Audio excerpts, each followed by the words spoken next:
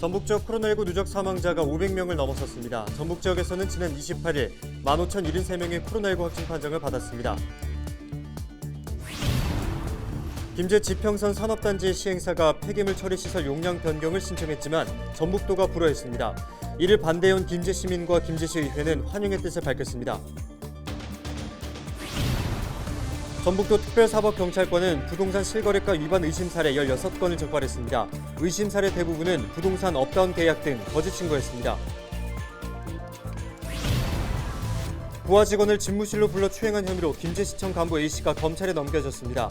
A씨는 지난해 3월부터 6월 사이 부하 직원 B씨를 추행한 혐의를 받고 있습니다.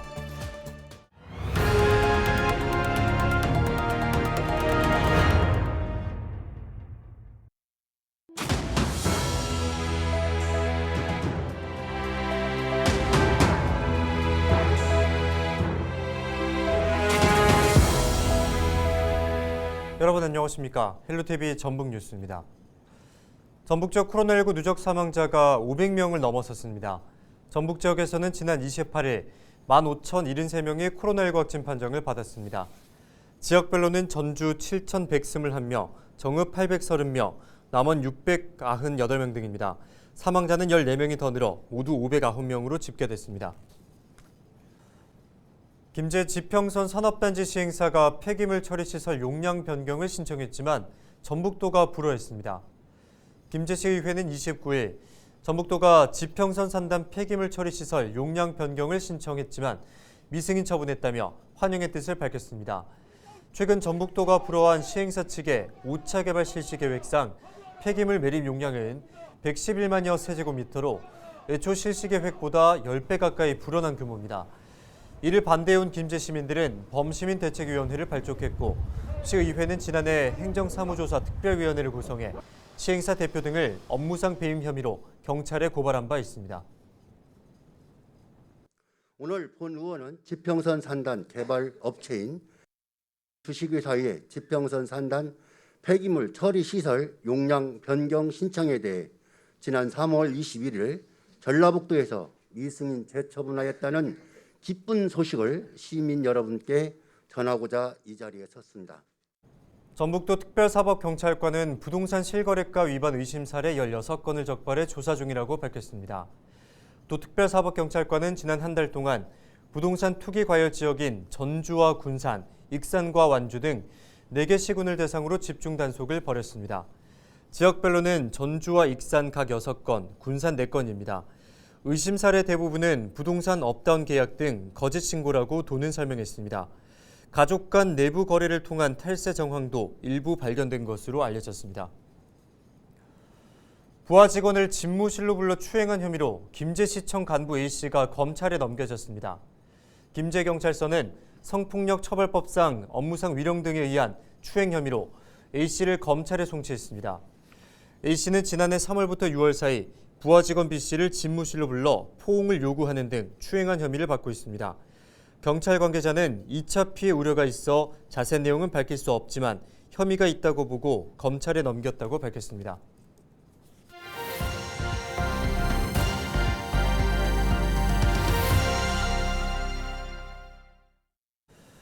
더불어민주당 김윤덕 의원이 전주 서부 신시가지 옛 대한방직터에서 전북도지사 선거 출마를 선언했습니다.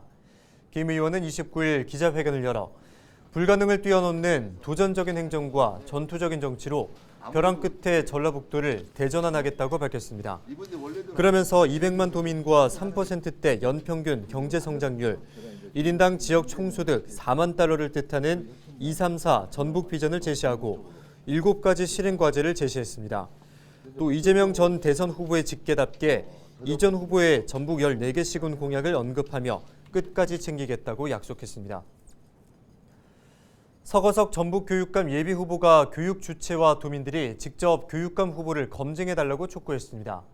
서거석 예비후보는 29일 전북도 교육청에서 기자회견을 갖고 교육감 후보들의 교육 철학과 경영 역량, 도덕성을 검증해야 한다고 밝혔습니다. 그는 이어 자신의 교육 실천 사례와 성과를 공개했습니다. 또 연구 활동이 활발해지면서 발생한 일부 부작용에 대해서는 아쉬움도 토로했습니다. 후보에게 검증은 당연합니다. 해야 합니다. 교육감은 교사가 아니라 전북 교육 전반을 이끌어야 할 교육 행정가이자 경영자입니다. 따라서 교육 철학과 경영 역량, 도덕성을 검증해야 합니다. 오철기 남원시장 예비후보가 남원임실 순창경제통합추진위원회를 구성해야 한다고 주장했습니다. 오철기 예비후보는 29일 기자회견을 열고 지난 1965년 18만 8천 명에 육박했던 남원시 인구는 현재 8만 명으로 감소하고 경제 여건도 낙후됐다고 밝혔습니다. 그는 이어 인근 지역인 임실군과 순창군도 마찬가지로 인구 감소와 침체 상태가 가속화되고 있다고 덧붙였습니다. 그는 또 경제통합추진위원회를 결성할 수 있도록 3개 시군 단체장 후보들이 함께 참여해달라고 공개 제안했습니다. 정성주 김제시장 예비후보가 연간 수익 1억 원 이상 농가를 3천 가구 이상 육성하겠다고 밝혔습니다. 정 예비후보는 농업 예산은 대폭 늘리는 한편 지역 특화 작목을 집중적으로 지원 육성해 연매출 1조 원 시대를 열겠다고 약속했습니다. 또 민간 육종 연구단지와 같은 국책 사업을 3개 이상 유치해 지역 경제 활성화의 밑거름으로 삼겠다고 공약했습니다. 더불어민주당이 익산갑 김수흥 의원을 신임 원내 부대표로 임명했습니다. 김 의원은 지방선거를 승리로 이끌 새로운 리더십을 열망하는 국민과 당원 여러분을 위해 일하겠다고 밝혔습니다. 전북 국회의원 가운데 유일하게 새 원내 지도부에 입성한 김 의원은 전북을 대표해 영향력을 행사할 것으로 전망됩니다. 국민의힘 전북도당이 29일 제1차 도당 운영위원회를 열고 공천관리위원회를 구성했습니다. 정운천 전북도당 위원장이 공천관리위원장을 맡았으며 모두 7명 규모로 꾸려졌습니다. 공천관리위원들은 시민사회단체와 법조계, 교육계에서 추천받은 인물로 구성했다고 국민의힘 전북도당은 밝혔습니다.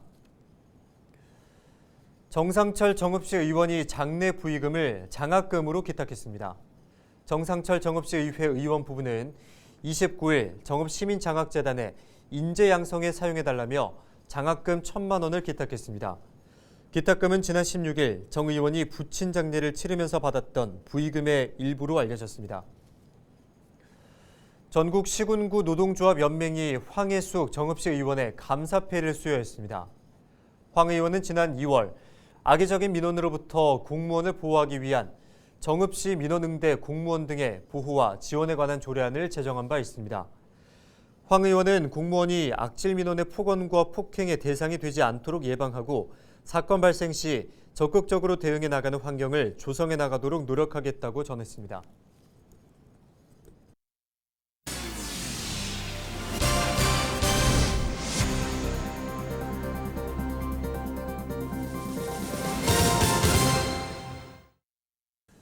정읍지역 청년과 신혼부부, 사회초년생들이 주거할 수 있는 기반이 마련됐습니다. 정읍시는 도시재생 뉴딜 사업으로 시기동 행복주택 건립사업을 마무리하고 29일부터 입주를 시작한다고 밝혔습니다. 행복주택은 대학생과 청년, 고령자, 신혼부부 등의 주거 안정을 위해 설치된 공공주택입니다. 원도심 도시재생 사업으로 추진한 시기동 행복주택 건립은 주거 환경 개선은 물론 청년, 신혼부부 등에게 안정적인 주거 공간을 제공함으로써 낙후되었던 도심에 활력을 불어넣을 것으로 기대하고 있습니다. 순창군이 대기 환경 개선과 온실가스 저감을 위해 전기 이륜차 민간 보급 사업을 추진합니다. 이 사업은 총 7,200만 원의 예산을 투입해 전기 이륜차 40대를 지원하는 것입니다. 지원 금액은 차종에 따라 최대 300만 원을 지원받을 수 있습니다. 신청 자격은 091 기준 순창군의 주소를 둔 만 16세 이상 개인과 법인 기업체 종사자입니다. 전북문화관광재단이 여행 참가자를 모집해 숙박비와 체험비를 지원합니다. 자격 요건은 만 19세 이상 전북 외 거주자 가운데 장기 체류 여행이 가능한 사람입니다. 25개 팀 내외로 선발하며 전북 관광 콘텐츠를 홍보할 수 있는 작가와 유튜버, 블로거 등 인플루언서는 우대합니다. 최종 선발된 참가팀은 최장 20박 숙박비와 시설 입장료, 체험비 등을 지원받습니다. 이상으로 뉴스를 마칩니다. 함께해 주신 여러분 고맙습니다.